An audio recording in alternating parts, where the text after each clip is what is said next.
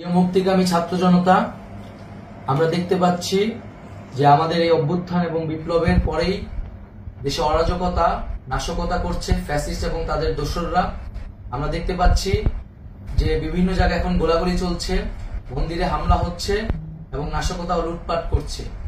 আমরা মনে করি আমাদের যে ছাত্র নাগরিকদের অভ্যুত্থান তাকে নস্যাৎ করার জন্যই পরিকল্পিতভাবে এই ধরনের ঘটনা ঘটানো হচ্ছে।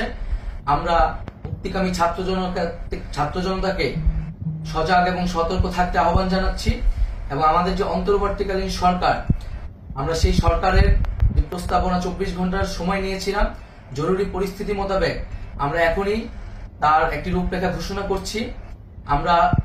আমরা সিদ্ধান্ত নিয়েছি যে সর্বজন গ্রহণযোগ্য আন্তর্জাতিক খ্যাতিসম্পন্ন নোবেল পুরস্কার বিজয়ী ডক্টর মোহাম্মদ ইউনূসকে প্রধান উপদেষ্টা করে অন্তর্বর্তীকালীন সরকার গঠন করা হবে এবং ডক্টর মোহাম্মদ ইউনূসের সাথেও আমাদের কথা হয়েছে। তিনি ছাত্র জনতার আহ্বানে বাংলাদেশকে রক্ষা করতে এই গুরুদায়িত্ব নিতে সম্মত হয়েছে। আমরা সকালের মধ্যেই আমরা এই সরকার গঠনের প্রক্রিয়া দেখতে চাই।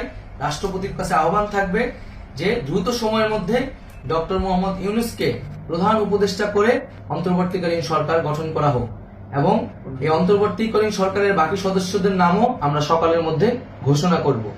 প্রিয় বন্ধুগণ, দেশে যে অরাজকতা চলছে, মানুষের জীবনের নিরাপত্তাহীনতা চলছে, সেজন্য আমরা রাষ্ট্রপতির কাছে আহ্বান জানাচ্ছি দেশে আইন শৃঙ্খলা পরিবেশ ফিরিয়ে আনার জন্য দ্রুত সময়ের মধ্যে কার্যকর ব্যবস্থা নিতে হবে এবং আইন শৃঙ্খলা বাহিনীকে সহযোগিতা করার জন্য মুক্তিকামী ছাত্র জনতাও রাজপথে থাকবে এবং অন্তর্বর্তীকালীন সরকার গঠন না হওয়া পর্যন্ত মুক্তিকামী ছাত্র জনতাকে রাজপথে থেকে তাদের যে অভ্যুত্থান, সেই অভ্যুত্থানকে রক্ষা করতে হবে। প্রিয় বন্ধুগণ, আমরা রক্ত দিয়েছি, শহীদ হয়েছি। আমাদের যে প্রতিশ্রুতি একটি নতুন বাংলাদেশ গঠন করার জন্য, সেটিকে আমাদের অবশ্যই বাস্তবায়ন করতে হবে এবং অবশ্যই ছাত্র জনতার প্রস্তাবিত সরকার বাদে কোনো ধরনের সরকার কিন্তু মেনে নেওয়া হবে না। আমরা বলেছি কোনো ধরনের সেনা শাসিত সরকার অথবা সেনা সমর্থিত সরকার অথবা এই ফ্যাসিস্টদের দোসরদের কোনো বিটিম সরকার কিন্তু আমরা মেনে নিব না। কোনো গণবিরোধী সরকারকে মেনে নেওয়া হবে না। ছাত্র জনতার অভ্যুত্থানকারী যে প্রস্তাবিত সরকার, অন্তর্বর্তীকালীন সরকার, যেটা আমরা সিদ্ধান্ত উপনীত হয়েছি ডক্টর মোহাম্মদ ইউনূসকে প্রধান উপদেষ্টা করে এই সরকার গঠন করা হবে, সেই সরকারকেই বাস্তবায়ন করতে হবে অবিলম্বে।